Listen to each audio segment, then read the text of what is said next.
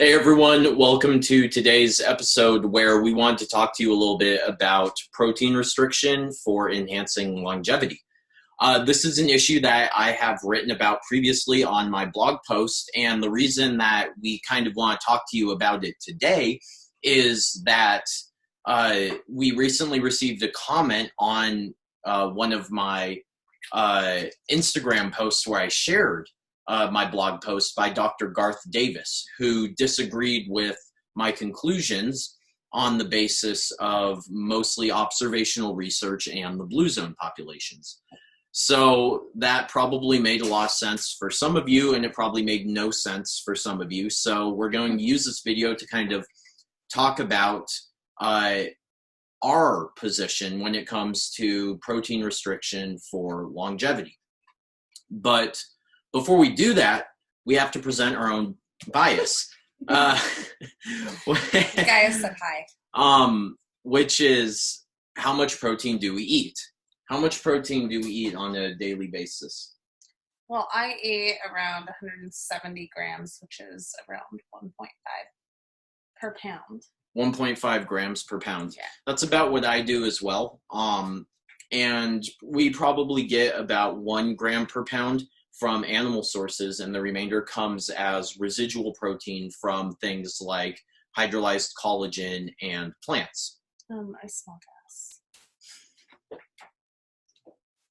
Cats turned it on again. Sorry, I had to turn the stove off because the cats were trying to burn down our apartment while we Again. recorded. Yeah, second time. Anyway, so the entire basis of protein restriction for longevity has to do with the fact that protein, and specifically the branched-chain amino acids, specifically leucine, are very potent stimulators of anabolic processes that promote growth and reproduction. Yep. Protein is a powerful nutrient signal for the stimulation of the mammalian target of rapamycin, or mTOR. And the idea is that by restricting protein, you don't have as much growth and reproduction going on. Instead, your body stays more in repair and recycle mode, which means that your cells can kind of live longer. And we covered this a little bit in the melanoma video too. Yeah, we talked more in that one about how it's important to cycle nutrients. Yeah, it's the same idea, though, with protein restriction for longevity. Same idea as restricting protein for cancer. Exactly. So we're diurnal animals, right? We are designed to be active and eating during the day and sleeping during the night. And we have circadian rhythms in a whole host of our metabolic processes. And that includes our kind of just eating in general. And so what I mean by that is that we evolved undergoing regular periods of fasting overnight. Current literature suggests that about 12 hours minimum fast overnight is where you get to start seeing a benefit. And there might be some benefits for certain populations for going up to 18 hours per night. But it's never extended. What populations? Like pre-diabetes, for example. There was a beautifully controlled study by Sutton and his colleagues in 2018 that showed that fed the exact same meals, the exact same food within 6 hours compared to 12, improved a host of metabolic processes in pre-diabetes. But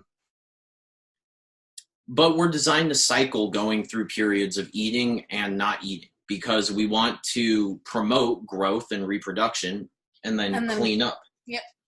And so this is very similar to our discussion when we were talking in a previous video on melanoma and protein restriction. If you just fast or restrict things, then you go into an overly catabolic state.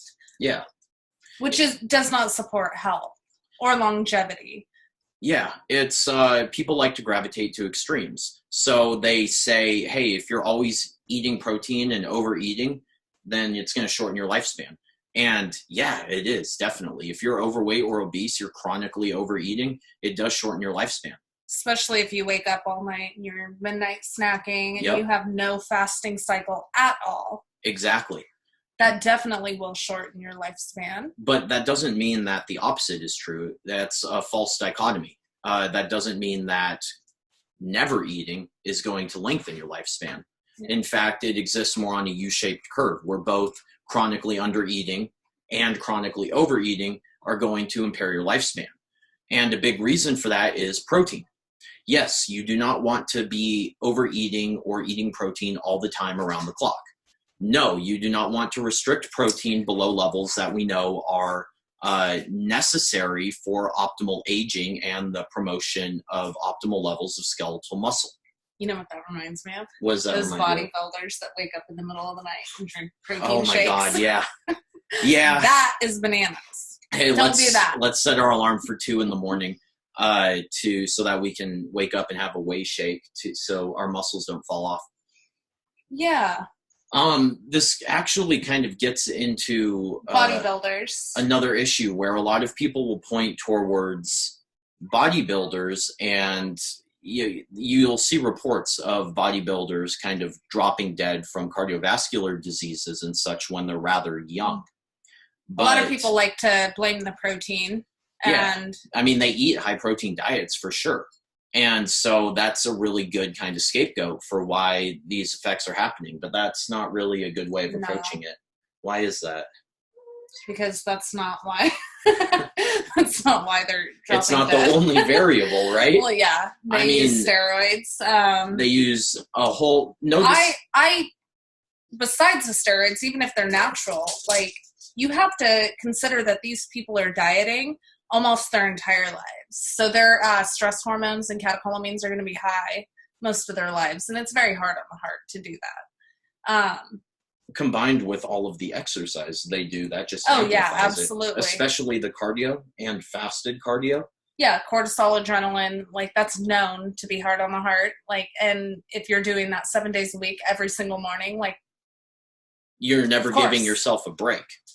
Like, and then you combine that. It has nothing to do with the protein. And then you combine that with caffeine, ephedrine, clenbuterol, plus all the other agents that some of them might be using. Like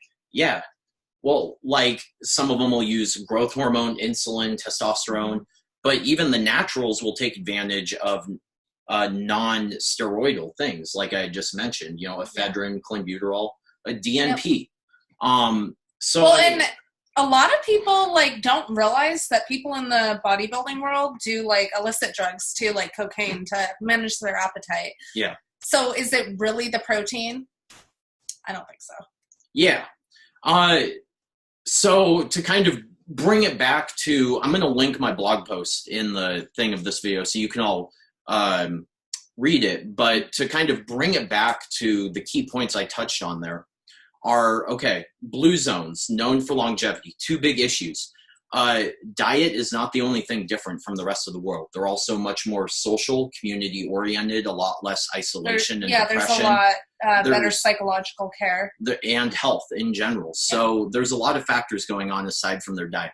Second issue, we actually have some reports about certain blue zone populations having fake birth certificates where people actually just take on the birth certificates of their parents. And so, I mean, obviously that has implications, especially when you consider that the blue zones just happen to be the zones where the population average lifespan is below average. So how can the longest lived people live That's because the medical care isn't that great in those zones too. Neither are the records, obviously, but yeah, and there's also still some controversy over what's actually eaten in the blue zones, like the Okinawa Japanese. You have reports of them eating basically diet of pure sweet potato, but then you also have... They eat a lot of pork. Anecdotes, I was born in Okinawa. Of pork, yeah. You also have a lot of anecdotes about how, well, they eat a lot of pork. And so, I mean, what do you believe? Because maybe when the researchers went there, they had one experience, but maybe during a different time of the year, it's a different experience. So blue zones aren't very strong evidence for anything. And that's one of the issues with observational research is there's so many variables you can't possibly control for everything going on. Exactly. What about older adults and protein? Yeah, so that's another great issue is that sarcopenia, which is the age-related loss of muscle mass, is the leading killer of older adults. It's the leading risk factor for frailty, which increases your risk for hip fracture, death, hospitalization, being put in a care home. Basically, low skeletal muscle mass is like the #1 thing that is killing off older adults. And so you need to have an optimal level of protein, which is around 1.5 grams per kilogram of body weight, or more, for these older adults to optimize. A lot of older mass. people have digestive issues, so sometimes they need more. Yeah. To extract what they need out of it. Yeah, and I mean that's a whole separate issue. Maybe we'll address that in a future video about how it's worth mentioning. To facilitate older adults eating more protein, because they often lose their appetite as they age, and protein is one of the most satiating nutrients, especially in whole food form. They also have trouble chewing, so like getting them to eat a steak can be difficult. So we'll save that for a future video. Yeah, and I think that quality also matters in this protein conversation. Yeah. I think a lot of people just generalize like regular meat, conventional, with like fish, and you can't equate them. Yeah. They're not the same.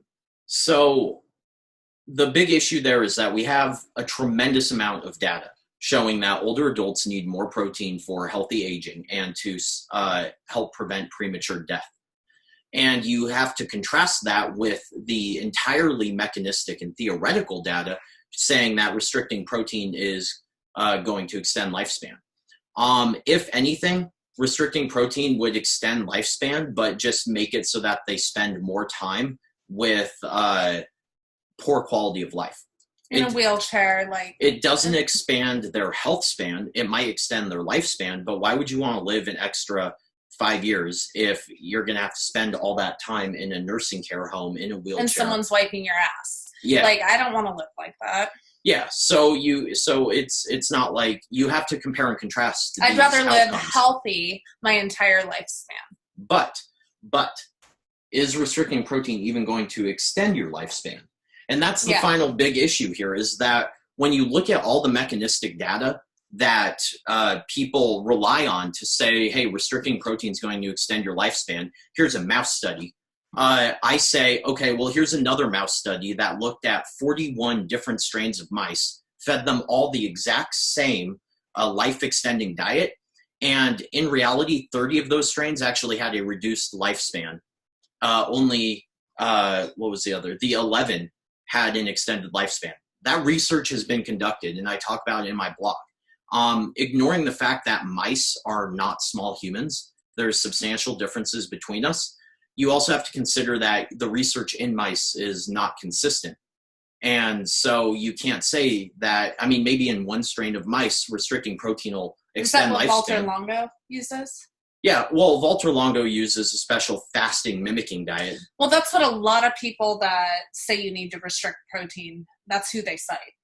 Well, I think that's ridiculous, because what does it is the extreme calorie deficit induced by that fasting mimicking diet. It's like, what, 1,200 calories per day? Okay. Or they have different models, but yeah. And with little to no protein, almost all carbohydrate. So I found at least one study in my blog post showing that he likes to see a reduction of insulin-like growth factor. When you look at natural bodybuilders that are dieting and leaning out for a contest, you see the exact same drop in their insulin-like growth factor. And they're on a high protein when diet. They're eating 3.3 grams of protein per kilogram of body weight. Extreme calorie deficits are going to give you those effects of fasting mimicking. You don't need to restrict your protein. If you eat more protein and work out while you're fasting mimicking, you'll actually be better off, because you'll get those metabolic benefits while retaining your muscle mass. Yeah, but you don't want to do that all the time, because like as we went on earlier, you don't want to perpetually be in a state of high stress hormones. Yeah, you don't want to chronically diet. Yes. But the point being is you can achieve the same thing. Yep. I think it's best to do like those fasting mimicking diets or whatever, leaning out, like once or twice a year. If you shouldn't be yo-yoing with your weight anyways.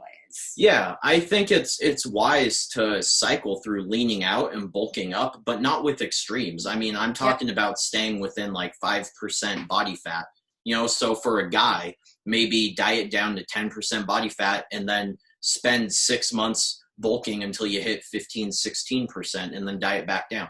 That's healthy. And at the same time, combining. And for women?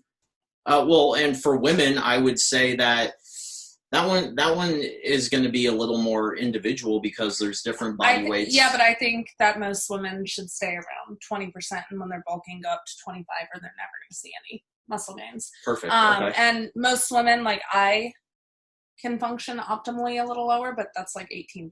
Most women, it's around 20%. Yeah, and so At the latest. Obviously there will be individual differences for all of this. Yep.